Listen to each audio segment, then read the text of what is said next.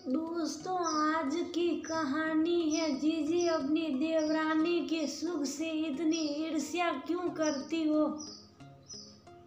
दोस्तों, कहानी शुरू करने से पहले अगर आपने चैनल को सब्सक्राइब नहीं किया हो तो कर लीजिए ताकि आपके पास पहुंच सके हर नया वीडियो। पता नहीं क्या टोना टोटका सा करती है या हम दोनों की कमाते कमाते हालत भी खराब है। ना अभी तक कुछ जुड़ पाया और उसने तीसरा घर तक ले लिया। सुजाता अपनी देवरानी निशा के लिए कुछ कुछ बोलती ही जा रही थी। तुम क्यों हमेशा निशा के पीछे पड़ी जाती हो? सबका अपना अपना भाग्य है। रंजनी ने सुजाता को नॉर्मल करने के लिए कहा। क्या भाग्य यार, कुछ तो है, तुझे तो पता ही है ना तो मायके से ऐसी धना सेठ है। जब आई थी तब 30 त्योहार का नेक भी सुमित की कमाई से निकाल कर बायना पूछती थी। हम सब का हमारे मायके वालों ने तो हमेशा भरपूर किया, हमारा आज भी करते हैं। वह तो सुमित की भलमन साथ थी कि जो कभी जिक्र भी नहीं करता कि निशा के घर से उसे कुछ भी नहीं मिला। एक हमारे है, इतना मम्मी पापा करते हैं कि एक ही दमाने फिर भी सार बातें सुना ही देते। हमारी साहब हमको सुजाता की ईर्ष्या उसके शब्दों में साफ नजर आ रही थी। क्या सुजाता, तू क्यों इतना परेशान है? उसका मायका क्या है क्या नहीं, इससे क्या फर्क पड़ता? तेरी सेहत क्यों बिगड़ रही है? ठीक है ना, तेरे देवर की किस्मत तो संवर गई। उसके आने से तेरे कहने पर ही आंटी अंकल ने तुझे अगर घर भी खरीद कर दे दिया, हिस्सा बांट भी कर दिया, उसे तो उसमें भी छोटे होने के नाते तुमसे कम में ही संतुष्ट होना पड़ा। बाकी जो आज है वो कहीं ना कहीं तेरे देवर की मेहनत और निशा की किस्मत का ही है। तो तू क्यों अपना दिमाग खराब कर रही है? रंजनी ने माहौल को बदलने के लिए अपनी एक नाकाम कोशिश और की। क्या संतुष्ट? इतने सालों से तो सास ससुर का मैं ही कर रही थी ना, तो उस हिसाब से जो उन्हें ठीक लगा वो ने क्या? सुजाता मुंह पर अजीब से भाव लाकर बोल पड़ी।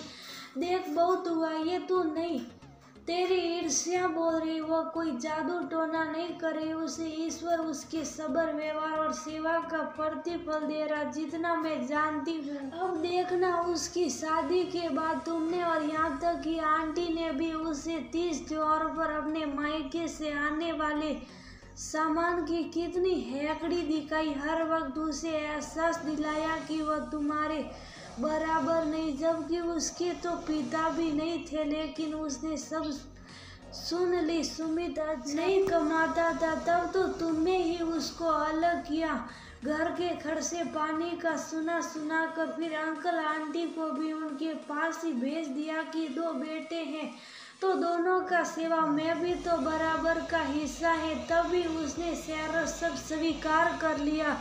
अब तुम्हें इस बात से भी दिक्कत है कि वह कैसे सुखी है। अब रंजनी ने सुजाता को आईना दिखाने की कोशिश की। मुझे क्यों दिक्कत होगी? मैं तो सिर्फ ये कह रही हूँ कि यहाँ 2 लोगों की कमाई पूरी नहीं पड़ रही, वहाँ अकेले सुमित कमाने वाला, तभी सब भरपूर है। कुछ अजीब नहीं लगता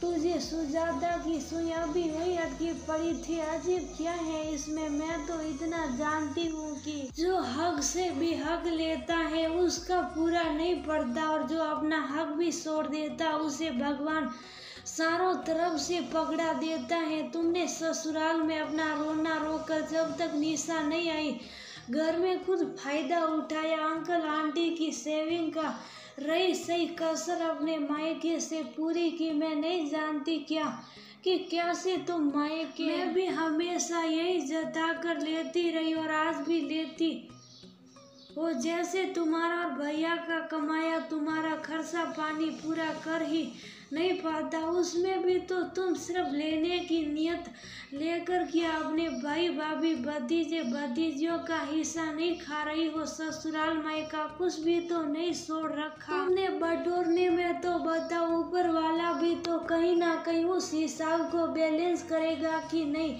शायद इसलिए नहीं पूरा पड़ता हो तुम्हारा। रंजनी ने साफ अंदाज में उसे समझाने की कोशिश की। और हाँ, एक बात और, तुम निशा से कूटने के बजाय उसके जैसा बड़ा दिल रखने की कोशिश करो, शायद तुम्हें भी सुकून मिले। कहते हुए रंजनी सुजाता का बना हुआ मुंह देखकर वहां से उड़